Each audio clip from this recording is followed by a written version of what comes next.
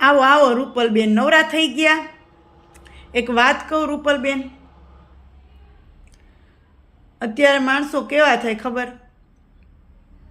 અમે પહેલાં અમારા જૂના પાડોશમાં રહેતા ને ઘણા વર્ષો પહેલાં, ત્યારે એક અમારે બહુ સંબંધ, બાજુવાળાની બહુ સંબંધ, એટલે એના બાજુવાળા માજી છે ને એની વહુ ગમે ત્યારે જઈને એટલો આગ્રહ કરે કે હાલો ચા પીવા, હાલો આવું જ જોશે ને, એમને વયા જાવ તો થોડુંક હાલે ને.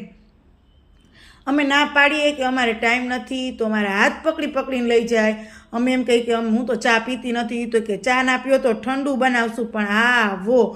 અને પછી સમય જતાં એ વહુના હાથમાં વ્યવહાર આવ્યો ને, તે હવે ચા પાણી પીવાનું તો ન્યાર્યું બોલાવવામાંથી એ જાય, અને બોલાવે ધ્યાન પડી જાય તો એ ઉપર છલું બોલાવે.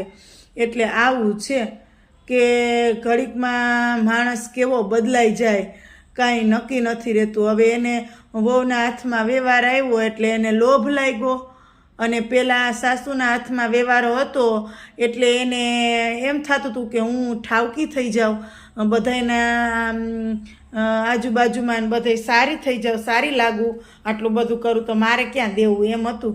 હવે એના હાથમાં આવ્યું એટલે એને એમ થયું કે નહીં ને ચા પાણી પાઈને ઓછું થઈ જાય, તો એટલે હવે બોલાવતા જ બંધ થઈ ગયા લ્યો. અને બોલાવે તો ઉપર છલું બોલાવે, ચા પાણીનો તો આગ્રહની તો બહુ દૂરની વાત રહી.